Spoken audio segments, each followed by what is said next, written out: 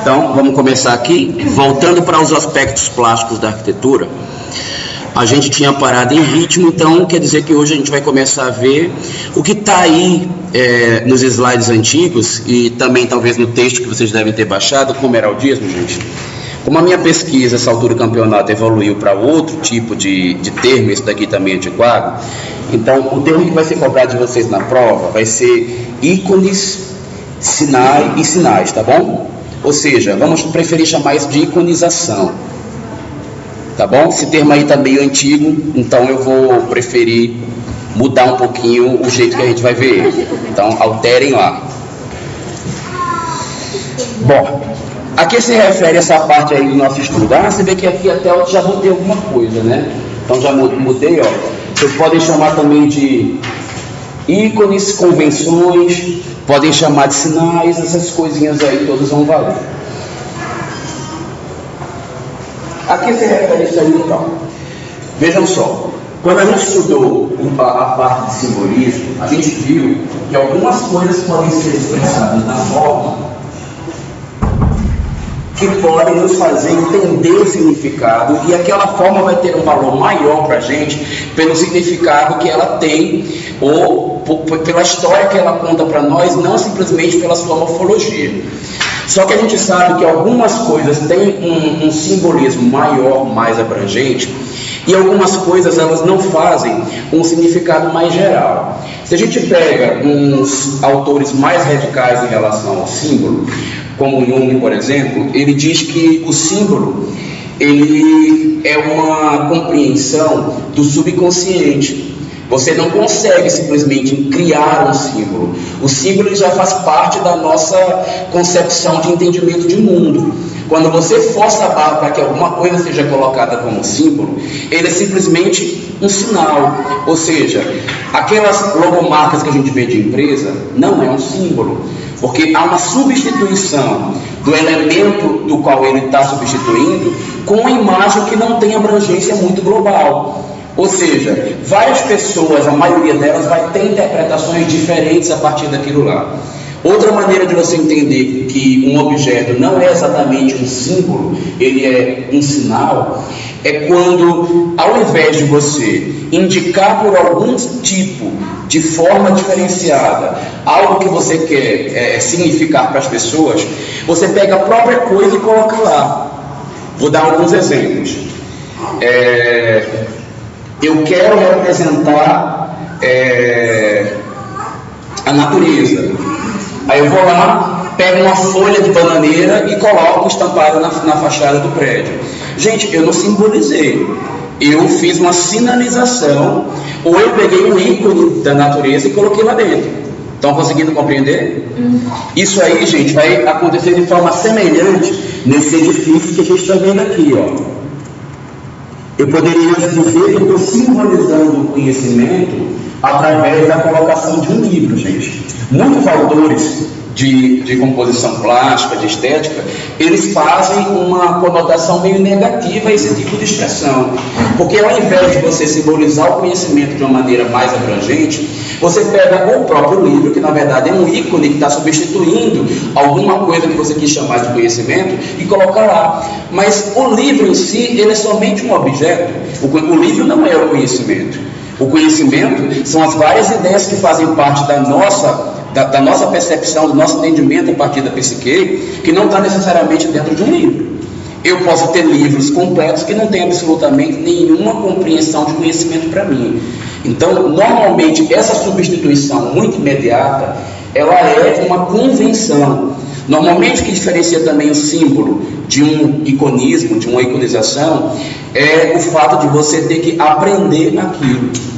Tá? Se faz parte da nossa percepção pelo subconsciente, ou uma coisa mais ou menos inconsciente, eu não preciso aprender aquela coisa para que um símbolo tenha significado para mim. Ela é por si só alguma significação dentro de um universo muito abrangente. Por exemplo, se eu pego e pinto uma coisa de azul, não necessariamente vou estar simbolizando uma coisa tão concreta, mas para muita gente pode simbolizar paz, pode simbolizar tranquilidade. Vocês não concordam? Que muita gente vai ler isso de imediato, e eu não precisei ser apelativo. A engenharia, gente, ela precisa se ocupar de sinais e de convenções. O arquiteto, não necessariamente. Mas existem situações onde só um apelo convencional ou um apelo de iconização vai chegar no resultado. Eu acho difícil conseguir dar um exemplo bom na arquitetura. Eu vou até dar uns daqui a pouco, mas tem exemplos muito claros em outras áreas que na arquitetura. Por exemplo, a comunicação, a publicidade. Quando a gente quer que as pessoas compreendam alguma coisa e a imagem tem que ser forte, a mensagem tem que ser imediata e o tempo que você tem para colocar a mensagem tem que ser impactante, talvez um símbolo mais abrangente, mais suave não funcione. Colocar, por exemplo, propaganda de cerveja. Aí eu quero fazer uma coisa suave da cerveja. Eu chego lá, boto uma coisa amarela para simplesmente simbolizar, uma coisa alaranjada para simbolizar um calor. E aí a pessoa entende, por consequência, o caminho da compreensão é mais longo. As possibilidades são maiores também. Tá? A viagem nesse sentido aí, né, ela é total. Mas o objetivo que eu quero atingir, ele não está sendo feito de forma incisiva. Eu não estou atacando exatamente aquilo que eu quero. Eu poderia, por exemplo, ser mais objetivo e atacar o meu público-alvo exatamente com aquilo que eu quero. Quem é o público-alvo da cerveja? O principal consumidor de cerveja? Homem. Pronto, você entendeu o que eu estou querendo dizer. Por que na propaganda de cerveja tem sempre uma mulher gostosa, bonitona, e normalmente ela está com pouca roupa? Por quê? Depois da cerveja, a primeira coisa que o homem mais gosta é mulher. Né? Vocês não concordam? Não é? É muito por aí, né? Então você ataca diretamente o público-alvo, gente. E às vezes o tempo que o cara lá da propaganda tem para passar a mensagem é meio segundo, vocês concordam? Tem um outdoor lá na rua e aí você está passando. Você está passando dirigindo o carro, olhou para o lado, meio segundo, que você está olhando para o trânsito. Na hora que bateu o olho, viu lá, cerveja, mulher pelada, imediatamente associação, gostosa. A cerveja, se a mulher que está ali é gostosa e eu estou vendo ela perto da cerveja, logo a cerveja é gostosa. Viram como é a associação imediata? Essa associação imediata, ela pode ser bem pesada. Porque a Juliana Paz, lá em cima, rapidão, para ficar excitada, é uma delícia. Porque eu já penso logo na sede, no calor, mulher, cerveja, tudo isso junto é muito bom. Mas tudo isso junto, todo dia, toda hora, é enorme na minha cara, pode ser que tenha um outro significado. Imagina, eu quero simbolizar a presença feminina no espaço, tá? E aí eu não entendi bem esse conceito de sinais, de ícones. E aí eu pensei, por exemplo, de novo na Juliana Paz, bota ela lá na parede. Gostosona, adorei, tô lá, me sinto bem, abro o quarto, olha a Juliana. Hoje, aí amanhã eu vejo ela de novo, no fim de semana eu já vi ela 7 vezes. Cara, eu não aguento mais da Juliana Paz, porque ela já tem uns 2 anos que está aqui e deu, né? Eu acho que, primeiro, a Juliana Paz ela não é nada para você. Ela é só uma coisa bonita, uma imagem. Gente, se até da mulher que a gente ama, a gente enjoa de ver toda hora, todo o tempo inteiro, imagina a Juliana Paz, que é um ser distante, que não tem significado pra gente. Talvez o amor que você sente por essa pessoa, que poderia ser simbolizada lá, com outras dimensões, com outras formas, com outras nuances, tivesse um peso mais interessante para a arquitetura do que você colocar a imagem da mulher lá estampada e colocar uma foto no desenho. A gente vai ver um paralelo muito direto nisso daí que eu estou falando, numa situação muito mais adequada quando a gente pensa, por exemplo, em situações efêmeras. Quarto de criança. Gente, eu acho que alguém aqui quis remeter a natureza no quarto da criança. Vocês estão percebendo o que eu falei agora há pouco, no início da aula? Ele botou uma folhinha ali, né? Gente, no caso da criança, ela é o ser que mais está disposto a receber estímulos. Aliás, é interessante que para a criança a gente tenha a maior quantidade de estímulos possíveis. E eles têm que ser muito claros, porque a criança não tem a capacidade de compreensão que nós temos depois de uma certa experimentação, né? É certo que alguns de nós ficam meio bobões, até mesmo depois de adulto, que nem eu, né? Não muda muito em relação ao que é a compreensão da criança para algumas coisas. Mas ela precisa, de certo, de uma quantidade de estímulos maior e mais objetiva do que a gente. Isso não é, diria, o que pode ser entendido como mais errado. Então, um desenho, por exemplo, os personagens, colocar um Mickey, botar animaizinhos aqui, é um tipo de convenção, é um tipo de sinal que não é exatamente um símbolo. É uma substituição do original pelo falso. Talvez por isso que os estudiosos de plástica costumam fazer conotações negativas, porque você não está colocando a ideia original, você está colocando alguém que substitui ela, mas nunca substitui na real, com toda a sua ideia de conceito. Porque a imitação, por exemplo, de um cachorro é a imitação do cachorro. O cachorro de verdade é ele lá brincando com a criança, e ele tem outro sentido, mas talvez para a compreensão da criança seja o mais adequado. Estão conseguindo entender? E tem uma outra coisa. No quarto do adulto, um desenho, ele tem um peso para ser percebido que pode durar anos, porque o quarto do adulto ele não é efêmero como o da criança. O da criança faz tudo isso para daqui a pouco tempo tirar e refazer, porque ele logo vira adolescente.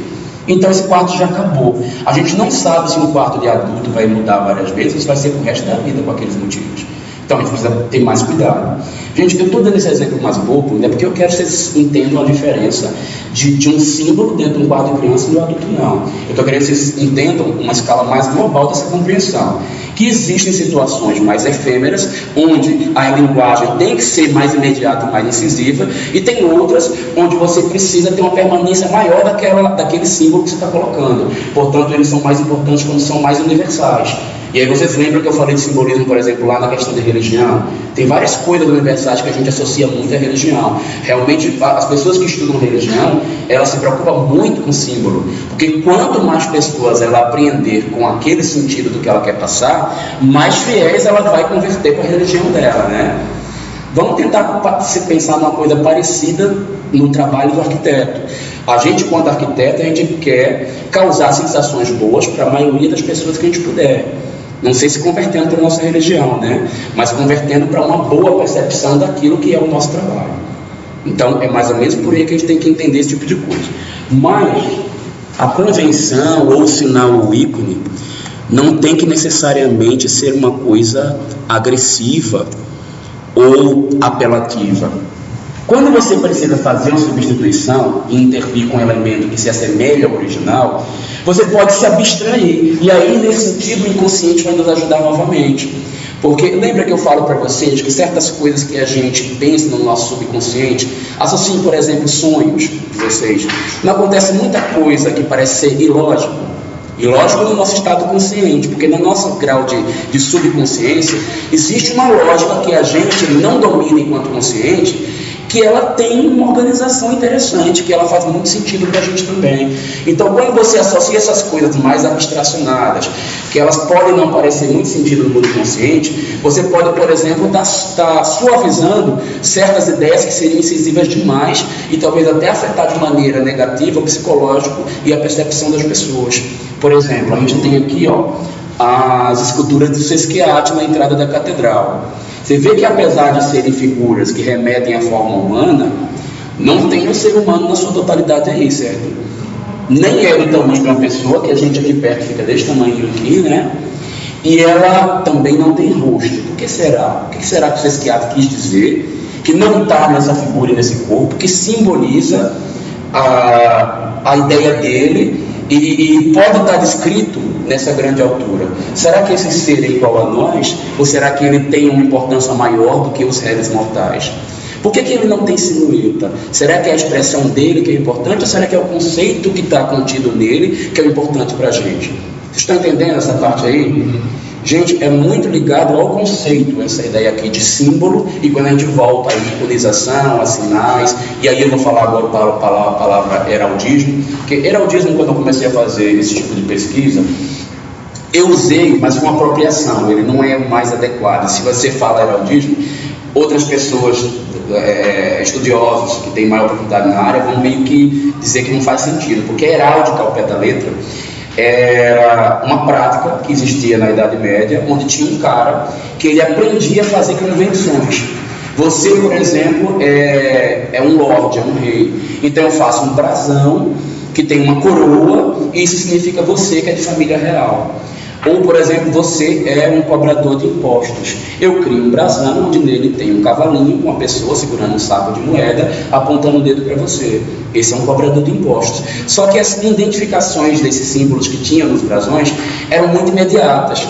Então, por isso que a gente consegue fazer uma associação direta do heráldico a esse quesito que a gente está estudando de sinais e convenções.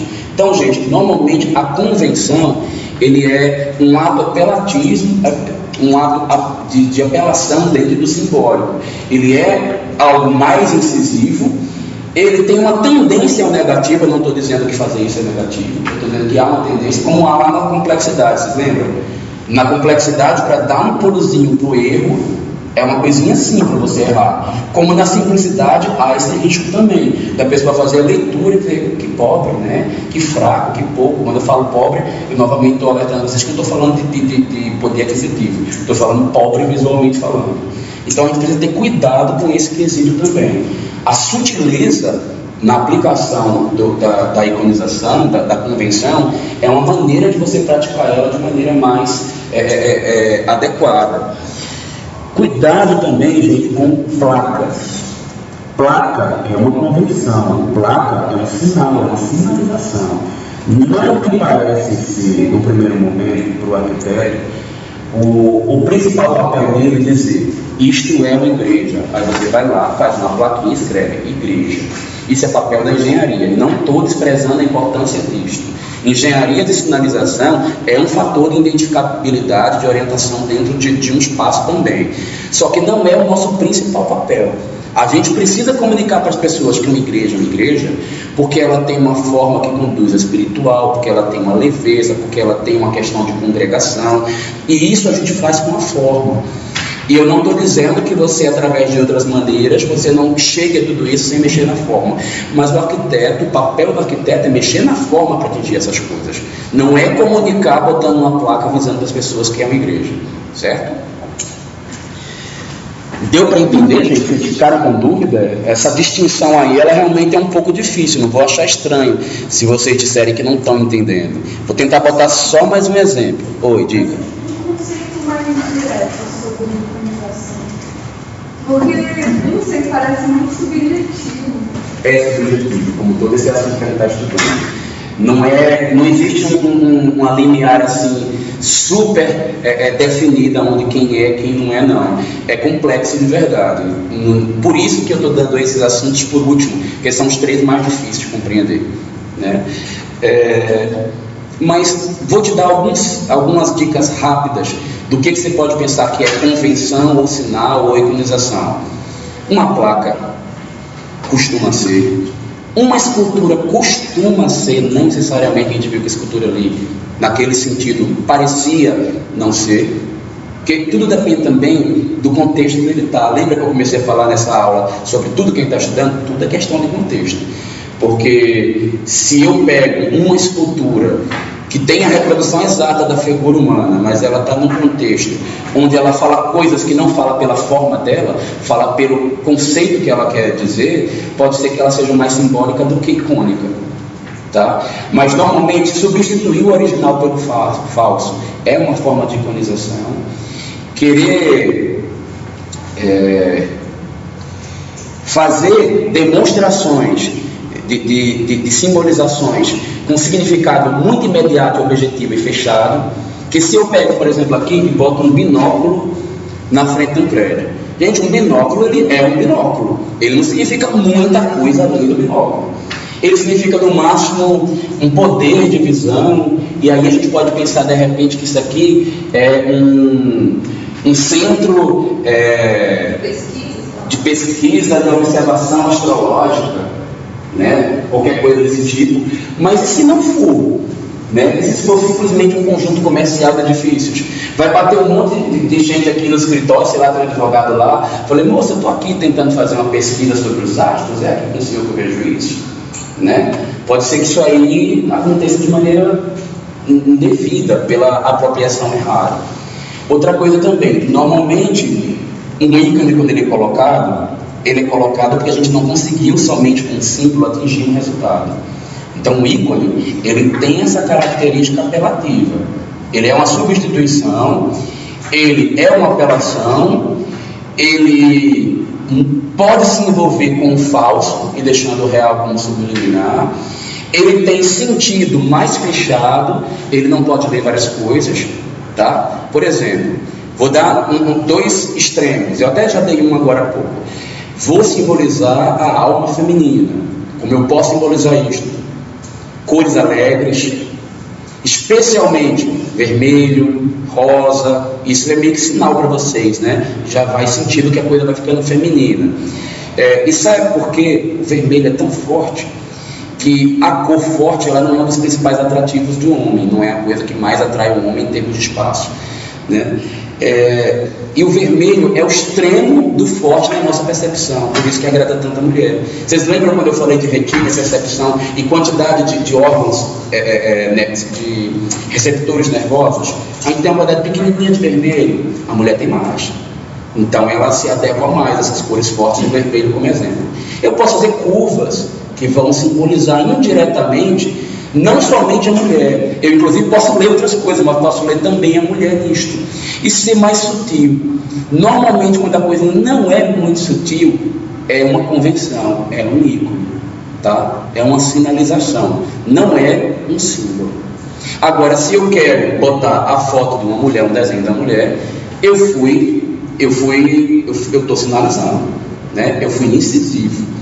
E aquilo talvez não possa ser lido por várias coisas. Aquilo é só uma mulher ou alguma coisa que está diretamente associada à mulher.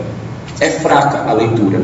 Você vai ver que as obras contemporâneas, por exemplo, existe um consenso, por exemplo, de associação ao abstrato, ao geométrico. Porque se você chegar a ler e bota simplesmente um cachorro, a maioria das pessoas vai ver só um cachorro. Aquele cachorro, ele pode estar envolvido com várias outras percepções e sentimentos, que talvez eu, por não ter erudição de saber onde aquele cachorro andou na vida dele, eu não vá compreender. Mas a forma geométrica, ela dá 1000 leituras, porque o formato redondo com um corte no canto pode lembrar um cachorro, um gato, uma mulher dando à luz, e um prédio em demolição, e o que mais?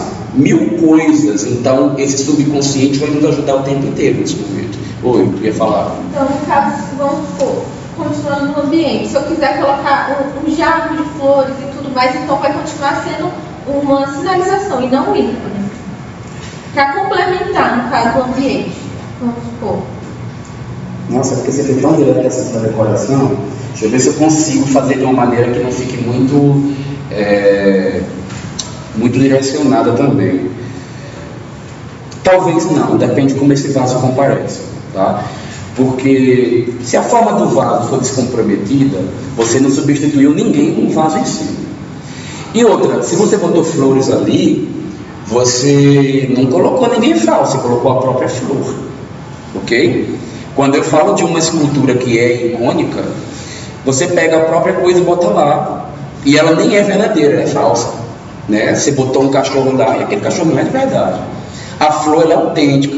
Nesse sentido aí, o que você está fazendo é muito mais uma ornamentação ou uma composição paisagística do que uma sinalização ou uma iconização. Mas isso não levaria a ter que seria o ambiente feminino?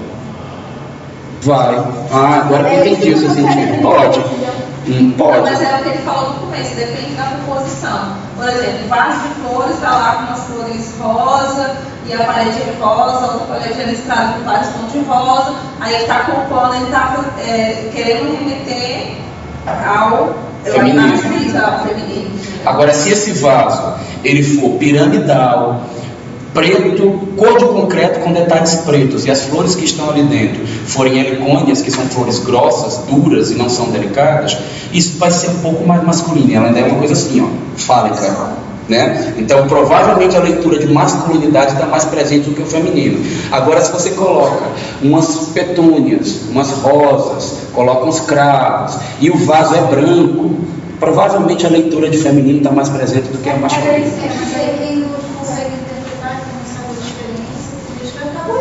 Gente, quando a maior parte das pessoas que frequentam aquele espaço conseguem sentir, é um sinal de que isso é mais simbólico do que icônico. Quando a minoria não percebe, já é um sinal também que aquilo é um sinal, um ícone, não é um símbolo. Isso que eu ia falar. A diferença talvez seria que o símbolo, ele só nos dá uma ideia, você já até falou, dá ideia, nos remete, mas depende da interpretação, e o ícone, ele já é uma coisa mais precisa, não confunde? Também. O ícone, normalmente, ele não dá muita margem de interpretação. Ele é a tentativa de botar a própria coisa lá. O símbolo, ele é uma ideia que pode ser interpretada por todos nós, porque a coisa em si, como ela é, a gente não tem capacidade de saber como ela é. A gente sabe como as coisas são a partir da nossa interpretação individual. Então, quanto mais você abrir a interpretação, mais ela é simbólica. E quanto mais ela significar muitas coisas, ela também é simbólica. Quanto menos ela significa, mais ela tende a ser um sinal ou um ícone. E não necessariamente todas essas coisas são juntas. Uma coisa ou outra dessas que eu citei, elas podem significar que você está lidando com um ícone. Tá? Logomarca, via de regra, é ícone e é sinal, não é símbolo. Professor, Tá? O símbolo da Nike é um ícone ou é um símbolo? Se a gente não conhecesse o que é aquela curvinha da Nike, nunca tivesse visto, e na hora que você olhasse para aquela curva, você pensasse e lembrasse de milhões de coisas, isso seria um símbolo. Só que quando você olha o símbolo da Nike, a primeira ideia que ele vem é um sapato. E você só vê a marca do sapato. Nesse sinal ela é um ícone, não é um sinal, um símbolo. Agora, tem coisas que são símbolo. Por exemplo, você já viu falar de uma coisa super infantil que eu adoro, né? Eu já falei de mim agora. Já viu a série americana Heroes? A abertura? Como é que é a abertura do Heroes?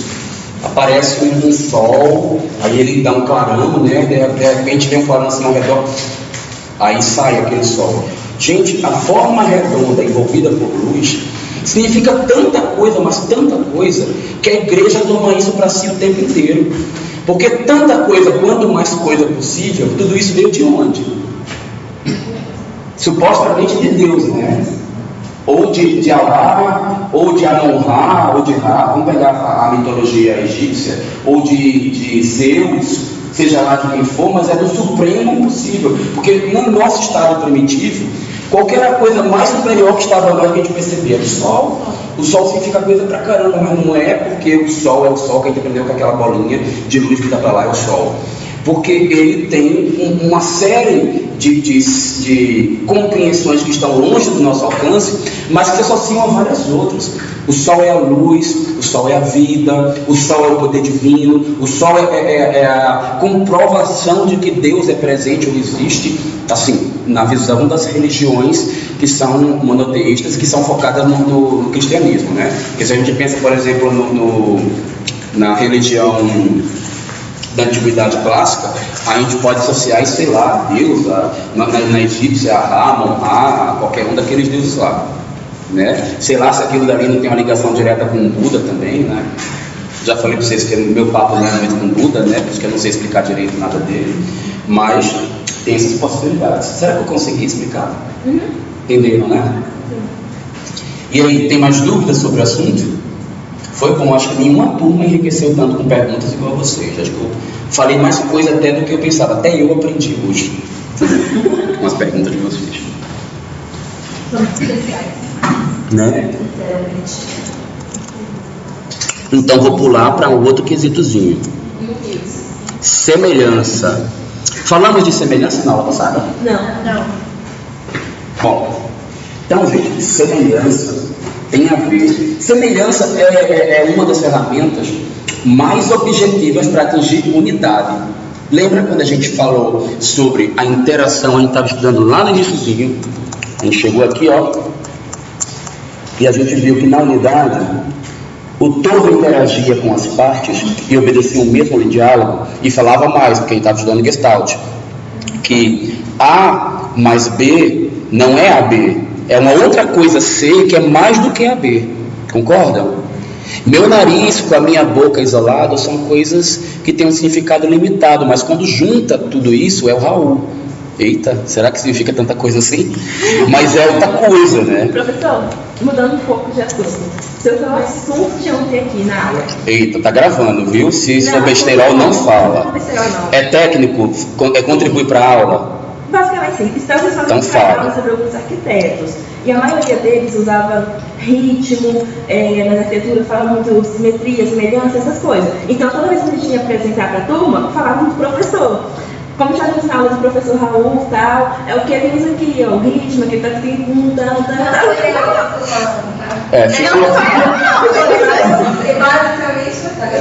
Fico orgulhoso, né, que vocês estejam usando esse conceito, porque, gente, eu não estou falando isso aqui para entrar aqui e sair lá, né?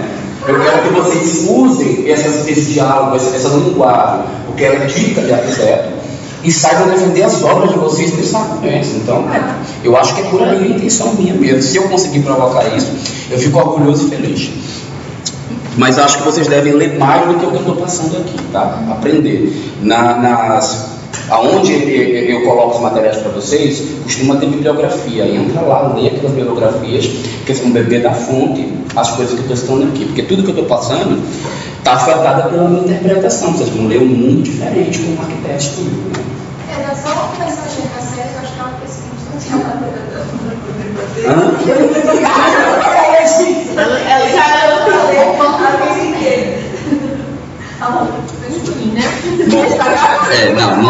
não é para minha aula. Vamos lá. Ah, sim, ok. Concordo. Então, ó, semelhança. Vamos lá? Voltando para o nosso assunto aqui. Sim, e eu estava falando que a semelhança é uma das maneiras mais objetivas de se atingir unidade. Vocês estão vendo que quando eu falava que cada um desses itens que estão aqui fora são princípios ou quase ferramentas para se atingir esses parâmetros que estão aqui dentro, que são qualidades plásticas, e eu falava que para chegar nesse resultado aqui, algumas recorrências que a gente encontra presente em trabalhos de arquitetos que são tidos como bons resultados de arquitetura, eles passam pela compreensão desses conceitos aqui. E aí eu falei, por exemplo, que um dos mais incidentes sobre o equilíbrio era o peso, lembra? E isso tem uma certa lógica, né? A gente realmente chega no equilíbrio quando usa o peso. Quando a gente usa a semelhança, a unidade, ela chega num diálogo muito próximo. Mas eu não estou dizendo que a única maneira de usar a unidade é por semelhança, né? Até por contraste a gente faz unidade também. Mas fazer com que algum tipo de linguagem presente num elemento da composição exista também em outro elemento é uma forma de você chegar na semelhança. Ou você utilizar atributos morfológicos e fazer com que o todo da composição apresente esses mesmos atributos é uma maneira de semelhança. Cuidado, semelhança não é uma cópia. Simetria também não é semelhança. Deixa eu pegar aqui o canutinho para desenhar, para ver se isso fica mais claro para vocês olhando esses desenhos. Então vejam só.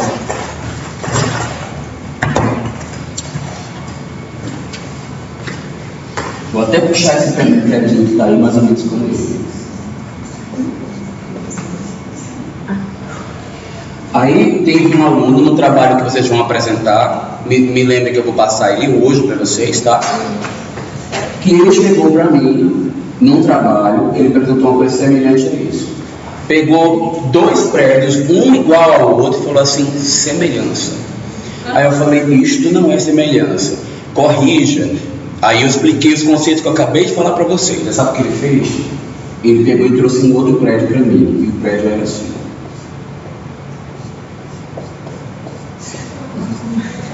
Aí eu falei, moça, a única diferença dessa cópia que você está me mostrando é que você produziu essa cópia com espelho. Você botou um espelho no meio e refletiu para o outro lado. Isso aqui até pode ser com equilíbrio simétrico, né? Equilíbrio seria. Só que eu não sei se é dos mais ricos, mas também não estou dizendo que é pobre não, tá? Mas ele é óbvio, né? Ele é super óbvio, esse tipo de equilíbrio. A gente tem outras possibilidades além dele. Isto aqui não é a melhor maneira de você trabalhar dizendo que há uma semelhança, tá? Você pode, por exemplo, ter formas completamente diferentes entre si, que são extremamente semelhantes. Ou seja, não é ter a forma igual que faz um objeto ser semelhante. Vou dar um exemplo disso agora então. Este objeto é semelhante a este, gente? O que vocês acham? Eu não acho semelhante. Eu também acho que não. Eu vou manter a forma deles, tá?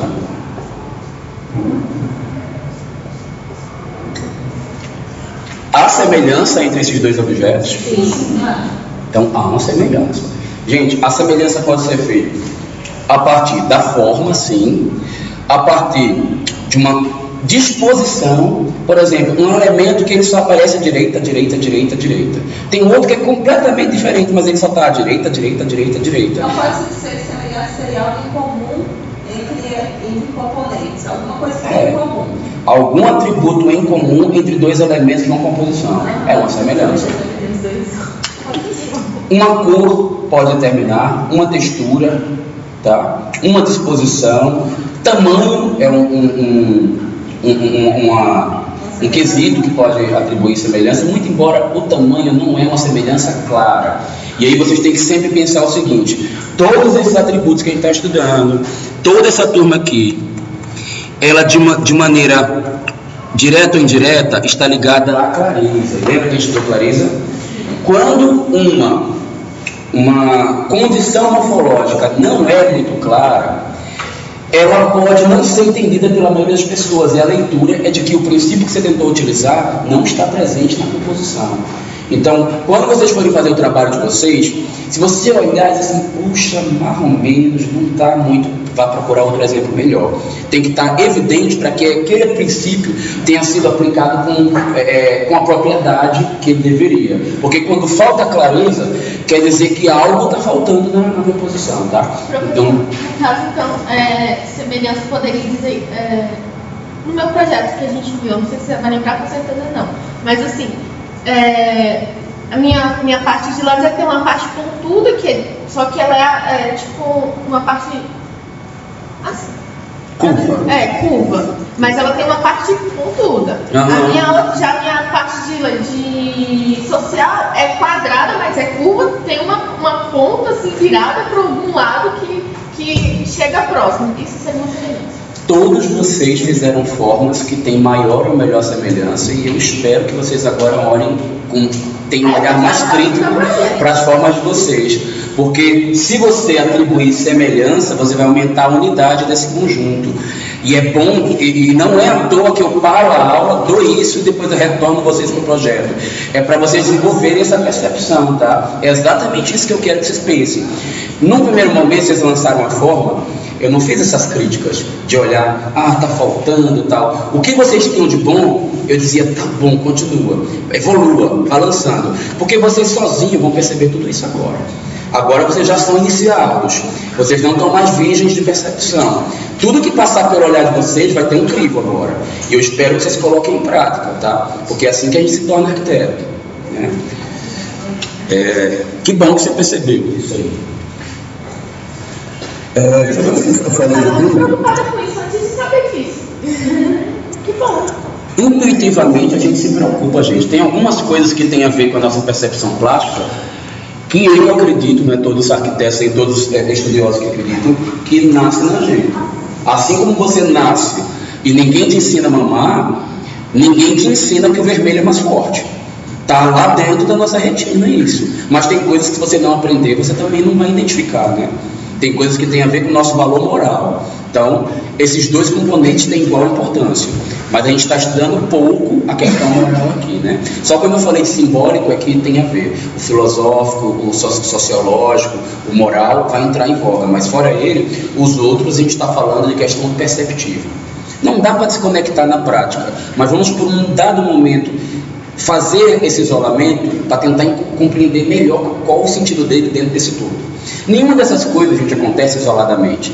Semelhança não acontece separado da clareza, que não acontece separado do equilíbrio, que não acontece separado do contraste. A gente faz um esforço de separar na hora que a gente está pensando nela, para tentar saber quem está influenciando mais no resultado final da composição.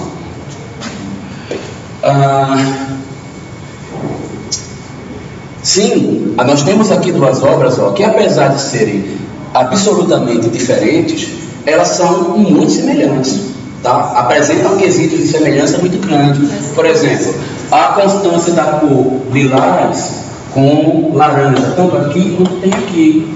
São apresentadas contrastes de preto com branco aqui, lá aparece de novo.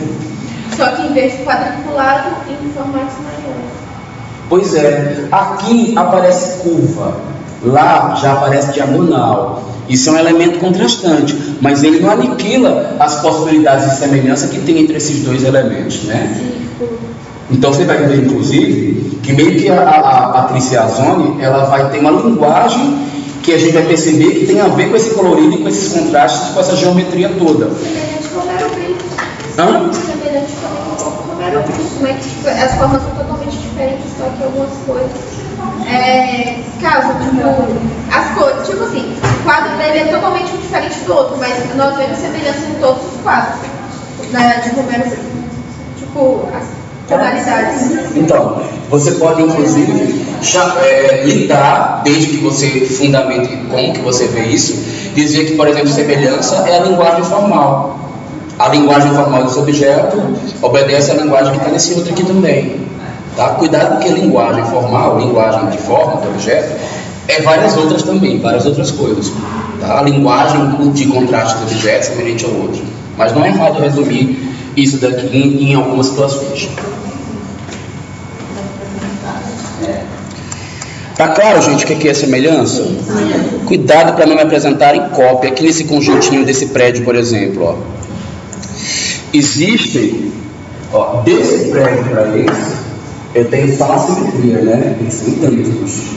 É praticamente uma cópia. Não dá para dizer totalmente cópia porque está relativo.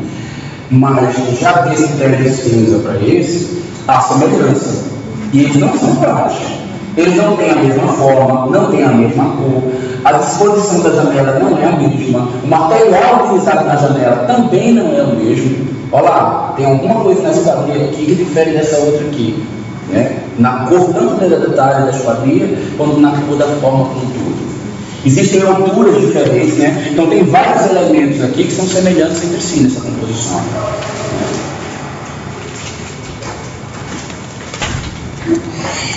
Posso ir adiante, então?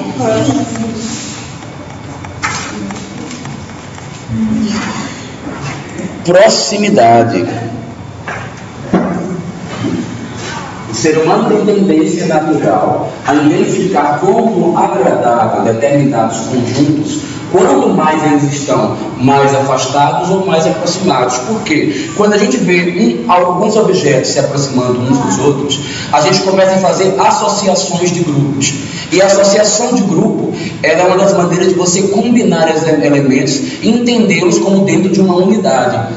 Não é só por proximidade que a gente dá unidades aos objetos. Nós podemos, por exemplo, agrupar os objetos quando a gente percebe que tem vários que são vermelhos, ou como tem vários que são redondos, mas os outros não são. Mas quando a gente aproxima alguém, a gente também agrupa. E agrupar pode entender fazer parte de um conjunto melhor do que os outros.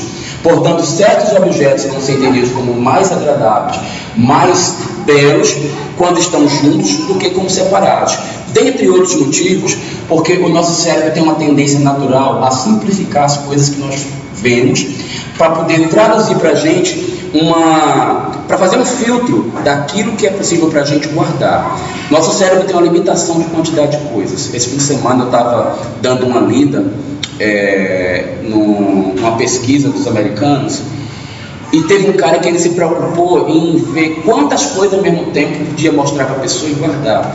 Aí mostrava um monte de coisa, mostrava um monte de carta, aí mandava tirar as cartas, aí esperava 5 segundos, devolvia. Aí dizia para a pessoa, podemos continuar com as suas cartas voltaram, elas estão todas aí? E a maioria das pessoas dizia, tá, sendo que ele sempre trocava 1 ou 2 cartas do conjunto que ele mostrava. Porque antes de mostrar as cartas, ele ficava passando vários objetos embaixo, E a pessoa ficava contabilizando no cérebro todas aquelas cartas, mas aquele monte de coisa. E ele descobriu que existe uma quantidade de coisas que não dá para guardar. Então o que é que o nosso cérebro faz? Se a gente vê um monte de coisinha pequenininha, e elas estão cheias de detalhes, e elas são todas complicadas de entender, a gente junta tudo num bolo só, e a gente não lê em várias microformas. A gente lê uma megaforma, e a gente até acha mais adequado, mais agradável, porque não foi obrigado a ficar lendo aquela coisa toda. Mas se você separasse um do outro, você ia ver uma coisa complicada aqui, outra aqui, não, isso não está legal. Isso é comum. Também tem o seguinte, nós temos tendência a querer ver as coisas se integrando. Isso se a gente considera os caras lá da Gestalt. Lembra que eu expliquei para vocês que o gestaltista, ele acredita que a gente nasce com a concepção de um todo integralizado e a gente passa o resto da vida tentando descobrir esse todo. E quando a gente vê uma coisa incompleta, a gente percebe que aquilo está incompleta e quer completar aquilo, certo? Nessa tentativa de completar, a gente agrupa as coisas. E aí a gente descobre esse todo através desse agrupamento. Isso é também um conceito para entender fechamento que a gente vai ver daqui a pouco. Mas o que eu estou querendo dizer nisso? Eu estou dizendo que, antes de eu ir para uma coisa mais prática, deixa eu ver ele fazer algo esquemático. Acho que eu já dei esse exemplo para vocês quando eu fiz um resuminho desse conteúdo no início da aula. Então vou fazer uma casinha aqui básica. Coisinha aqui que eu adoro.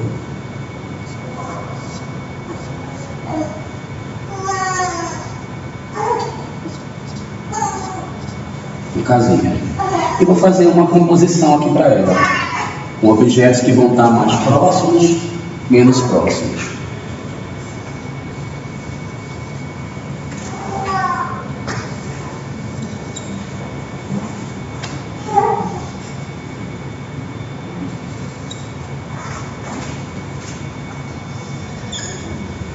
Composição número 1. Agora vou voltar aqui para a minha mesma casinha e vou brincar de elementos com ela.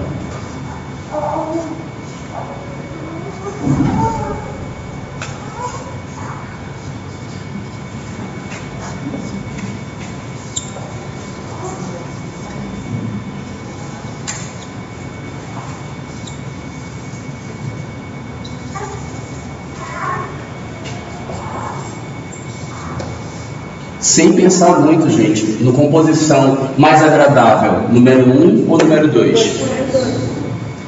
Por que a maioria de vocês falou em número 2? Porque quando a gente identifica essas coisas que poderiam estar compondo com estas, a gente pensa num conjunto e a gente quer fazer uma integralização. Quando elas se afastam, elas perdem a noção de conjunto e elas ficam independentes. E a gente fica buscando essa reestruturação do espaço. Ok? Então a gente intuitivamente vai buscar essa integralização que não está ocorrendo aqui dentro do espaço. Tá? As pessoas têm essa necessidade de perceber o espaço integralizado. Nesse sentido, a gente vai ver vários exemplos e todos diferentes, porque tem coisa que absolutamente não fica bom quando é muito junto. Por exemplo, uma forma muito definida como um buchinho aqui, ó. Isso aqui era na frente do meu antigo escritório. São uns 5, 6 anos atrás, acho que 6 anos atrás. E aí foi colocado aqui uns buchinhos. Só que se esses buchinhos fossem aglomerados um em cima do outro, pela alta definição de forma delas, talvez não ficasse tão adequado. Então o que a gente preferiu fazer? Afastar os buchinhos. Só que quando afastou também, eles pareciam elementos desintegrados de um mesmo conjunto. Para aproximar um pouco mais, foram colocadas pedras para que esse conjunto pudesse interagir mais em termos de proximidade. Já quando a gente vê um conjunto de agalhos, desse tipo, com essa textura, talvez seja mais interessante para algumas pessoas perceber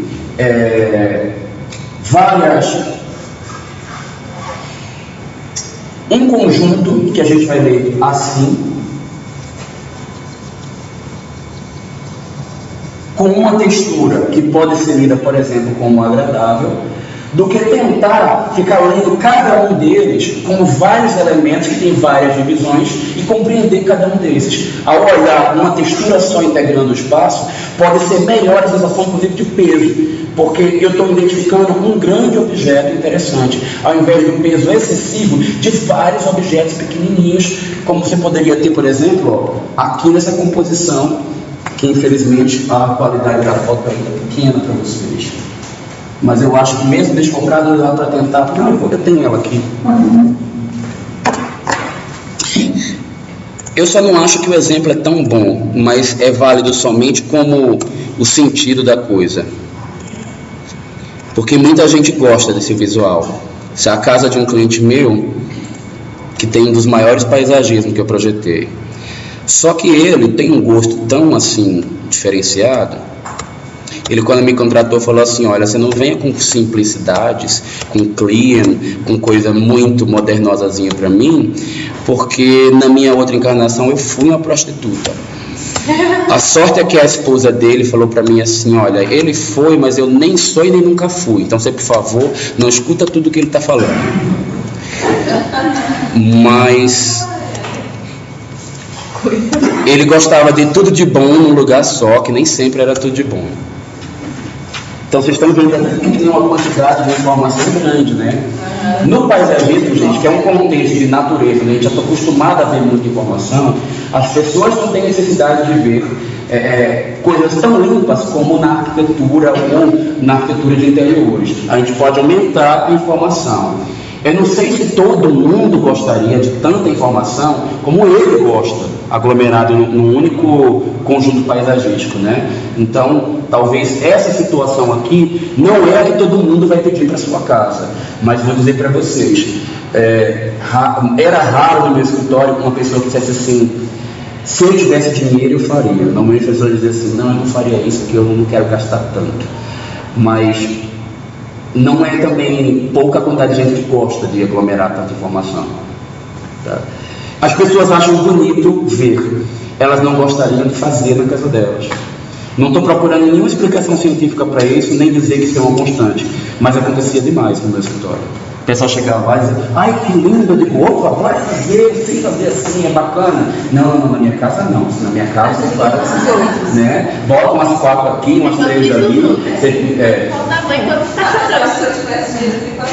Então, isso aí é o que eu escutava quarto do dia no meu escritório.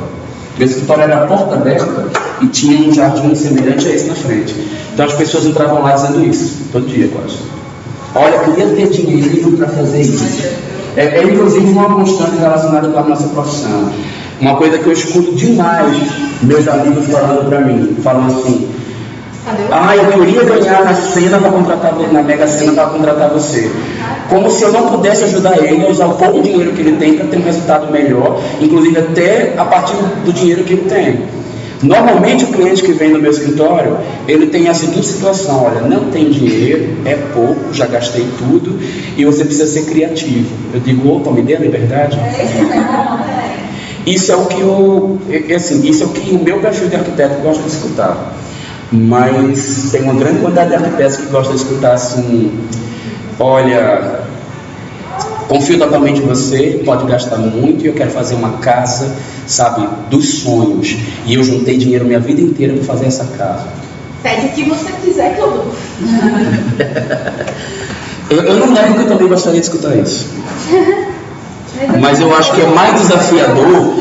Parece que eu vou me usar mais como arquiteto, vou usar mais meu conhecimento quando a pessoa fala assim: não tenha dinheiro, seja criativo. Eu acho que a gente se vale mais. Passa muito com pouco. Eu gosto. Tem inclusive mostras que se prestam a esse raciocínio, né? Morar mais por menos. Eu nunca participei. Inclusive esse ano me chamaram de novo. Hã? Gente, por questões ideológicas. Tá gravando, se dá aula eu falo. Fechamento. Gente, teve um pedaço da aula, deixa eu ver se eu consigo se hoje eu tô com ele aqui, porque eu queria, opa, eu tenho. Hoje dá para eu voltar atrás naquele pedacinho lá que seria bom para entender fechamento. Se eu falar de fechamento sem mostrar algumas imagens para vocês, fica muito difícil de compreender. Então, deixa eu resgatar esse pedacinho da nossa aula que ficou lá atrás, eu fiquei devendo para vocês, e ele merece retornar aqui para a gente. 13, 14...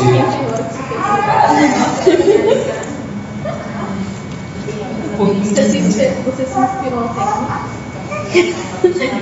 Mas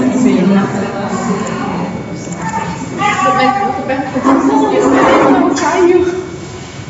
História. Foi inspiração. Você não fez uma parte aqui,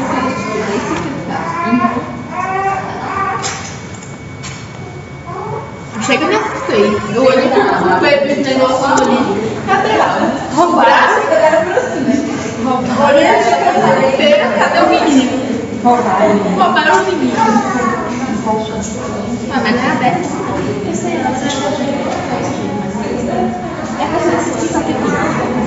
Acho que aqui já dá.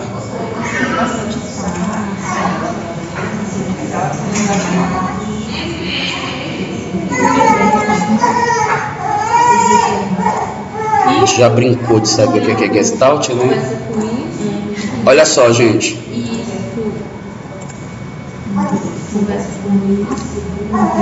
Um minutinho de atenção, da atenção de vocês, gente. Todo, professor.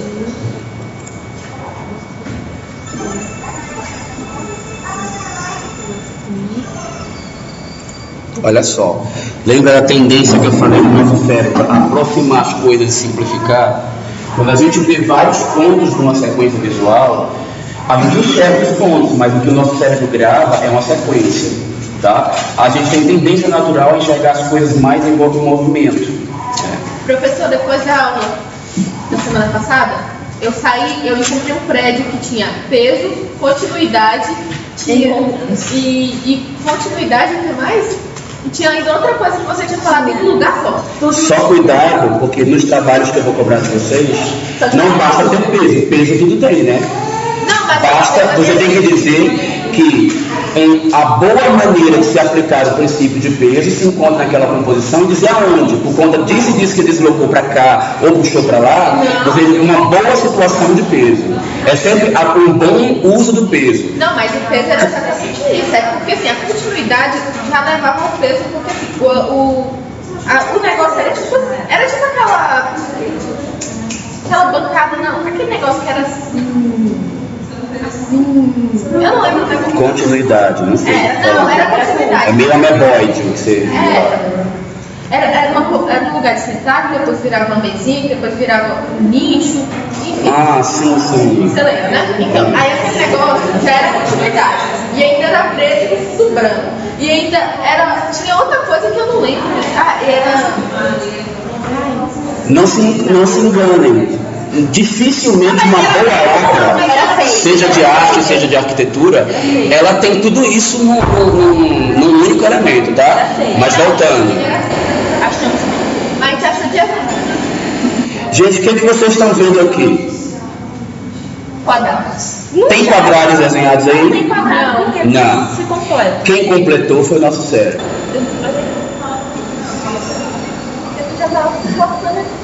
O que vocês estão vendo aí? Não tem um triângulo aqui desenhado. Por fechamento, se atingir um triângulo. O que tem aqui? Não tem um quadrado desenhado aí. Não, isso aí foi comigo. Aí a gente vai ver várias brincadeiras que os gestaltistas fizeram para identificar isso aí, né? E aí vai explicar aquela questão que eu falei também da proximidade, que a gente junta uma forma complexa, simplifica várias formas e faz uma única. Isso é uma tendência natural do nosso cérebro. Bom, deixa eu ver se tem outros exemplos aqui melhorzinhos. Tem um que eu gosto muito aqui, que é a... Às vezes é pensar que eu só penso besteira. Eu também tô. Deixa eu terminar só isso que eu tô falando.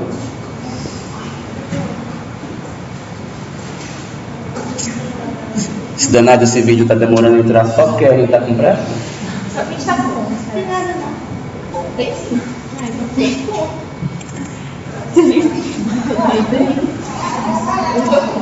Eu tô com raiva. Imagina que eu tô com raiva.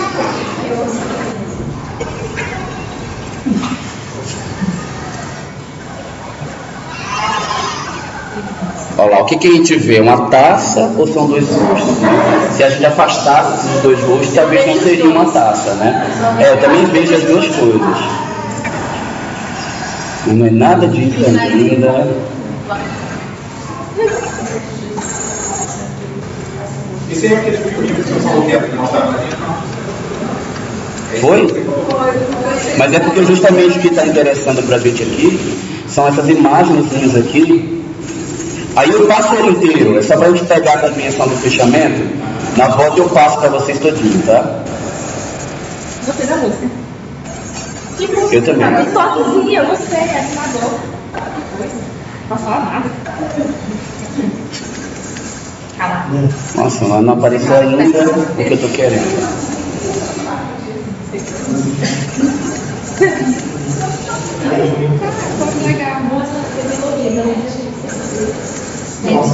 Tá bom, eu já entendi. Fernando. Não é nada disso. Eu acho que estava no vídeo anterior e eu pulei. Pronto, era exatamente o que passou aqui agora. Pronto. Não tem um fechamento do corpo de um tigre aqui. Mas a gente vê o tigre porque o nosso cérebro completa o fechamento dessa forma. Então, é o mesmo princípio que vai fazer a gente enxergar essa girafa que não está finalizada aí. Não tem o rosto de uma girafa fechada, mas a gente vê. E as pernas também. A perna também a gente completa, né? Ela não está ali, mas a tendência do nosso cérebro é completar essa estrutura deficiente que a gente entende como um todo, e ela está deficiente, a gente quer torná-la original. Então, sim, o fechamento ele tem a ver com a identificação de formas que são induzidas pelo nosso cérebro. Quando você aumenta o estímulo, você tem que fazer com que as pessoas percebam melhor as coisas, estimulá-las a ver, inclusive o que não está lá, ou inclusive o que a gente não finalizou formalmente, é uma maneira de estimular também a percepção das pessoas. E o fechamento é uma possibilidade que a gente tem como uso aí também, né? Aqui, por exemplo, a gente não tem o círculo ou o cilindro formado, mas a gente tem a noção do círculo do cilindro quando há a junção entre os prédios, né? Lá, por exemplo, no teto desse outro desenho aqui, a gente não tem um losango, mais ou menos um losango, um hexágono, mas a proximidade entre os dois formou esse hexágono. Em outras palavras, é uma situação de forma que induz a ser completado pelo nosso raciocínio cerebral e não pela forma que está lá presente. Ou, em outras palavras, algo que não está presente na composição e que pode ser visto de maneira subliminar. Ok? Vou parar nesse ponto e a gente dá um intervalozinho e volta já.